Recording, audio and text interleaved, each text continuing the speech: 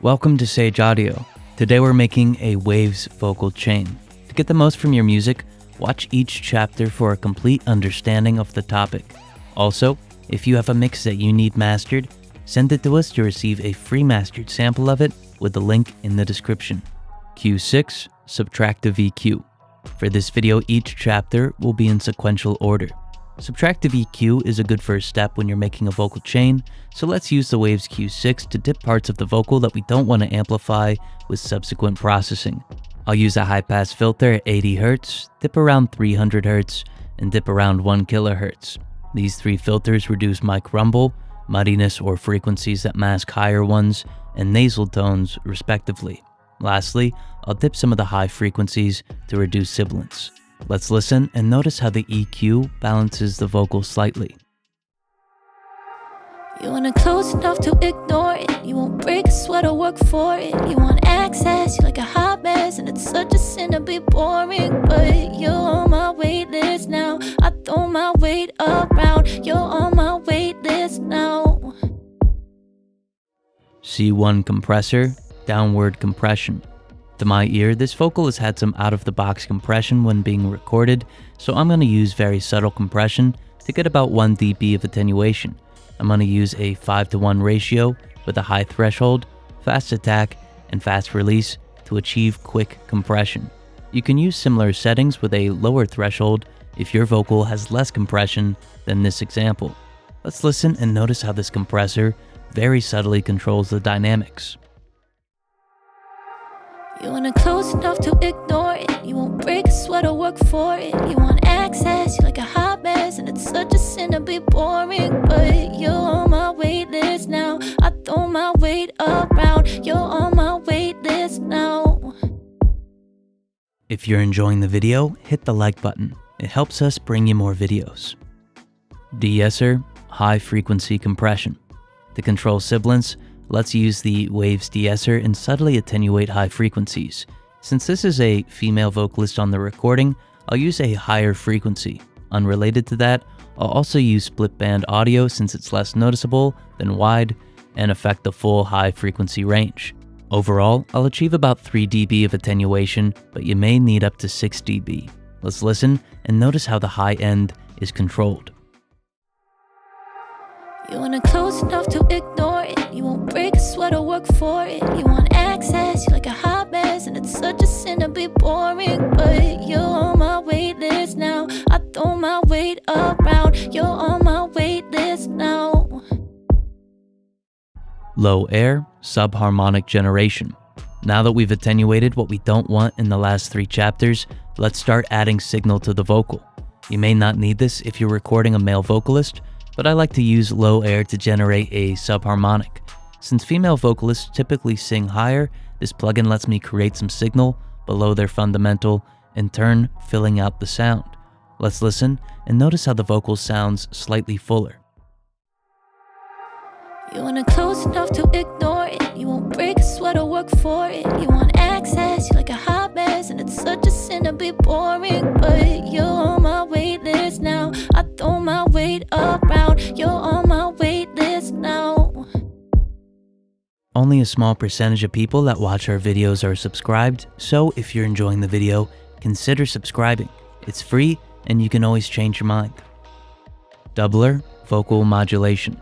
Waves doubler is great for filling out a lead. I'll create 2 additional voices, each at roughly -30 dB when compared to the lead, then I'll pan them slightly, delay them a little, detune them by 6 cents in either direction, and introduce some subtle and slow frequency modulation.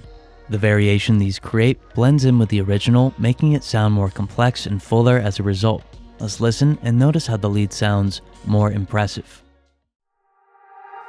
You wanna close enough to ignore it. You won't break a sweat or work for it. You want access, you're like a hot mess, and it's such a sin to be boring. But you're on my wait list now. I throw my weight around. You're on my wait list now. MV2, low-level compression. Next, I'm going to use MV2 to achieve low-level compression or compression from the noise floor up. This will amplify the additive processing that we made in the last 2 chapters, making that processing more noticeable. For this reason, you may want this plugin later in the chain. Let's listen and notice how this increases the quieter parts of the vocal and previous processing. You wanna close enough to ignore it. You won't break a sweat or work for it. You want access, you're like a hot mess, and it's such a sin to be boring. But you're on my wait list now. I throw my weight around. You're on my wait list now. If you're enjoying the channel, support us by joining with the link in the description. H-delay, thickening delay. Delay can thicken a vocal and add a creative quality to it. I'm going to try to achieve both of these things with the H-delay in this chapter. I'll set a 1/16 delay with low feedback, introduce a lo-fi setting to make it distinct, and blend it in with the wet-dry. I find these settings work well to subtly enhance a vocal and give it a distinct sound. Let's take a listen and notice how the subtle delay augments the lead. You wanna close enough to ignore it. You won't break a sweat or work for it. You want access, you're like a hot mess, and it's such a sin to be boring. But you're on my wait list now. I throw my weight around. You're on my wait list now. Our verb, early reflection reverb. Like the delay that we used in the last chapter, reverb can be both pragmatic and creative. I'll use a vocal plate setting which has dense early reflections to thicken the vocal, but a longer decay to give the vocal a distinct character or identity separate from the instrumental. Let's listen and notice how this reverb makes the vocal bigger and separates it from the instrumentation. You wanna close enough to ignore it. You won't break a sweat or work for it. You want access, you're like a hot mess, and it's such a sin to be boring. But you're on my wait list now. I throw my weight around. You're on my wait list now. Q6, additive EQ. Last in this chain, I'm going to use the same EQ from chapter 1, but now amplify all parts of the vocal that I want more of.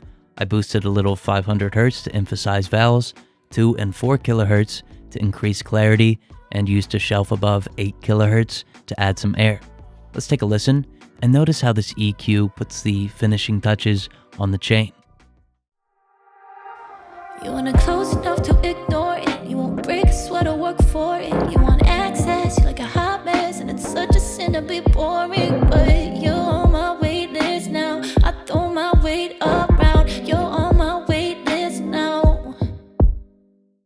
GW Wavecentric, one plugin chain. When putting this Waves vocal chain together, I came across a plugin called GW Vocalcentric, which works really well as a standalone chain. I used a moderate intensity to cause some compression, introduced delay, a doubler, and then some reverb to make the vocal sound distinct. Although I usually don't like these types of plugins, this one was flexible enough to achieve a good sound with very little effort. Let's take a listen to the plugin without any other processing being used. You wanna close enough to ignore it. You won't break a sweat or work for it. You want access, you're like a hot mess, and it's such a sin to be boring. But you're on my wait list now. I throw my weight around. You're on my wait list now. If you have a mix that you need mastered, send it to us to receive a free mastered sample of it with the link in the description. Thank you so much for watching.